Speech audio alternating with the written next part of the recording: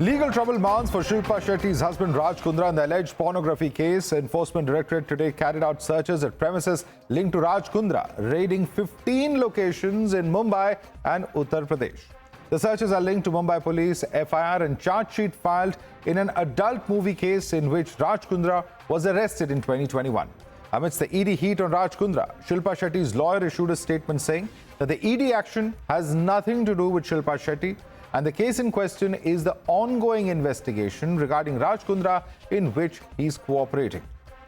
News of details of investigation into the pornography case. In fact, sources have told Times Now that in February 2019, Kundra reportedly set up a company called Prime Media, which then developed an app called Hot Shots. This app was later sold to a UK-based company, Kendrin, and in fact, it's one of the relatives of Kundra who has in fact been associated with these. And now investigation revealing that there could be sham agreements worth crores. Let's go across to Madhavdas Singh for more on this. Madhavdas, what exactly is the ED investigating? It's the transactions through shell companies which could have been illegal in nature is what the Enforcement Directorate is potentially looking at. What kind of trouble is potentially there for Raj Kundra ahead? Well, Madhav, while the Mumbai police did probe the case of sexual exploitation of actors in which Raj Kundra was arrested, ED case is different. They are probing illicit money laundering case in which they are questioning and also carrying out raids and searches at premises linked to Raj Kundra. They suspect that Raj Kundra had set up companies or allegedly set up companies with his associates to route money, and this money was in fact involved in sham transaction that was signed with two companies. One company was set up in UK, which is reportedly owned by his relative Pradeep Bhandari, Pradeep, and also Pradeep Bakshi, and also another company that was set up in India by Raj Kundra. Now, there was crores of rupees of transaction that happened, and also what ED has said is that the subscribers of Hotshot, the company that was in fact releasing these adult movies, these subscribers in fact were paying a lot of money. That money was directly going into the bank account of Raj Kundra. Now, Raj Kundra, when he was arrested by Mumbai police, denied all these charges. Now, the FIR that was filed by Mumbai police led to ED filing a money laundering case way back in May 2022. These searches happened early this morning. The searches are still going on. ED has officially not issued any statement, but Shilpa Shetty, lawyer, has denied any involvement of the Bollywood actor, but has admitted that Raj Kundra is cooperating with the investigation. All right, we'll have to look at what really is there in potential in terms of legal troubles as far as Raj Kundra is concerned, and we'll continue to track this story as well. Madhavdas, thanks so much for getting us that update. You're watching the News Hour at 10, debate number 2 on Times Now, Super Prime Time. Let's take this across to our guest. Joining us with us is Swapnil Khotari, senior lawyer. But my first question is to Rizwan Siddiqui, who's also a lawyer, joining us live. Rizwan, this doesn't appear to be looking very good. If indeed Mr. Raj Kundra has sold that controversial app, which was called Hot Shots, to somebody or a company which is in fact owned by or promoted by a relative of his, then certainly there is a questionable set of circumstances that are here. And in fact, the transaction through shell companies is also what the Enforcement Directorate here is investigating.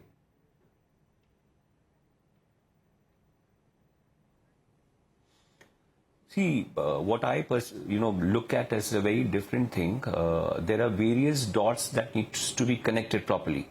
First and foremost, to build a watertight case, the enforcement agencies, the law enforcement agencies, in this case the law enforcement agency being the ED, has to connect all the dots to show that there is a prima facie case made out against Mr. Raj Kundra, which I personally feel is not showing in that particular form or manner, the way it's supposed to be seen by the courts. All right, now with regards to the offences also that we are looking at, under the various acts that the ED is entitled and has the right and liberty to investigate upon, there are a lot of loopholes in that also. What I see is that the offences which are categorically scheduled, that these are the offences where the ED can act upon and can investigate into, have got very, very limited scope, and there are various sections of the Indian Penal Code which show that the ED can immediately swing into action and investigate the matters.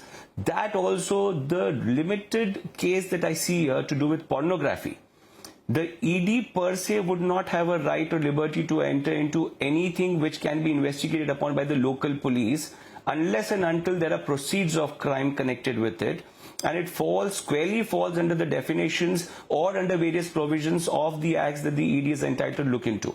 Now, if you look at one particular section, that is the schedule, that is section paragraph 7, very limited scope, that is to do with offences under the Immoral Traffic Prevention Act 1956. IPC sections are not really something that the ED can look into because the the provisions of the provisions of IPC cannot be attracted here.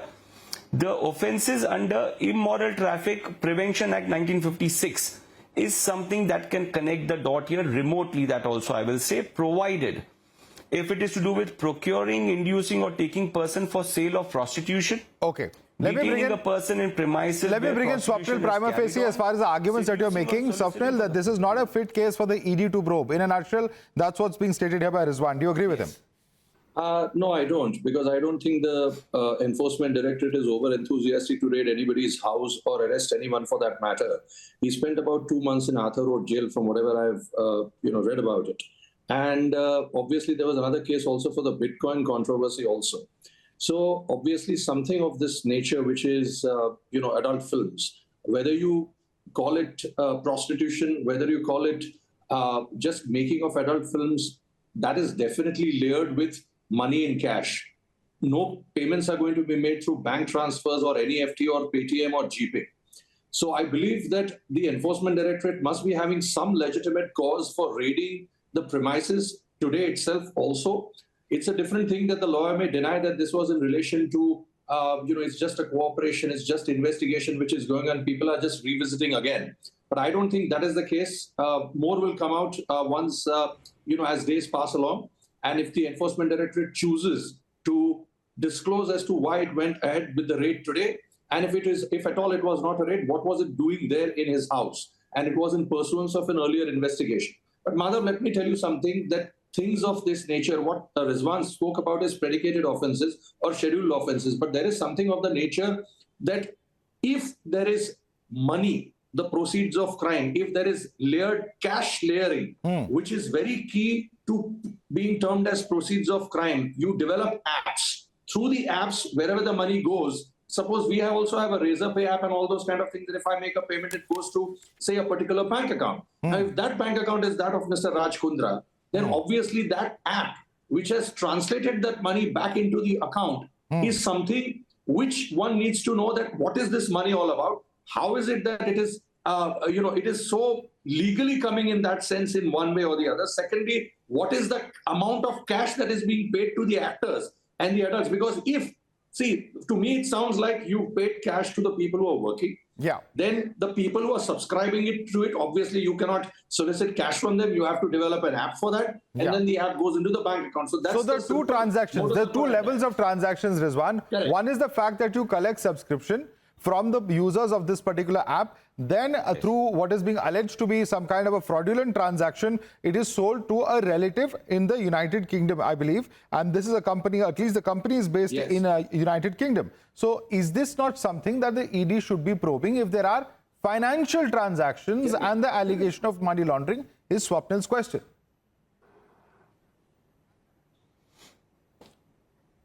No, my reply to that will be very simple.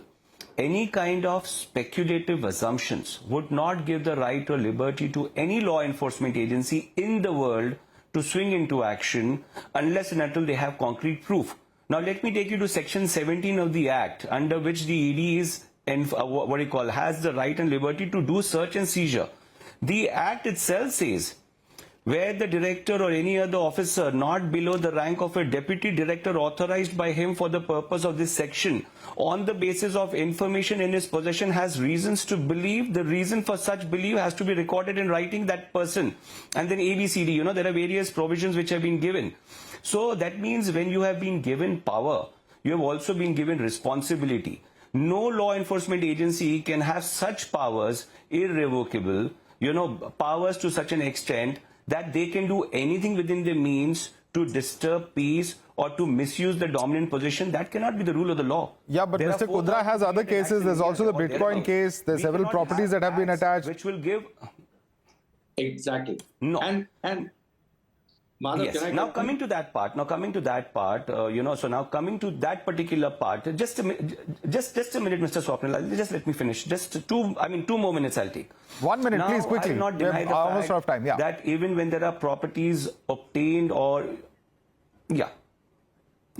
So just to make it very short, the proceeds of crime does not mean that buying any property only after the registration of FIR or only after that particular act was committed by an individual.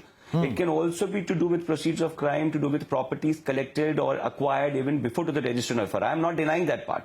But nonetheless, it also means that there has to be a balance, because the law cannot be one-sided. It's Absolutely. so one-sided that the powers will be given entirely to the law investigative agencies. Absolutely. Now, And in fact, if with they are in regards breach to- of law, Yeah. I'm sure So now Mr. with Kundra regards will to first approach the investigation courts. going on- But let me put that question across to Swapnil. Swapnil, what if the agencies Yes. are turning into a law unto themselves? The Supreme Court too has observed that central agencies, sometimes could be perhaps overstepping their brief. So perhaps Well, Madhav- Rizwan has a point there. Yeah, Madhav, that is what the Supreme Court has said generically. I'm not saying that this is what has happened here. To me, if you're going to go ahead and register an ECIR, then you're going to have an FIR in place, then you're going to have an attachment in place. Then why is it that the lawyers of Kundra are not going ahead and trying to quash the attachment? Or even quash the FIR in the first place, saying that it's all bogus and it is based on speculation as claimed by Rizwan or as suggested by Rizwan. If all of this is speculative assumption, I think that's a very, very broad, vague proposition to say that it is speculation. Oh, I think that this is happening there in this house, and I don't think that is what entitles an enforcement director that to rate someone of Mr. Kundra's fame.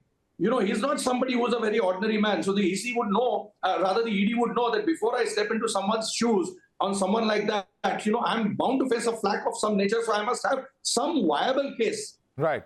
It doesn't work that easy. Right, especially when it comes to high-profile persons who do have a lot of resources of the nature that Mr. Kundra does enjoy, then certainly, of course, agencies would need to be doubly careful. In that case, is the argument of Swapnil's side. Rizwan, of course, saying that there need to be safeguards and agencies cannot overstep their brief. Thanks so much for joining us, both of you, and sharing with us your legal perspectives on this case.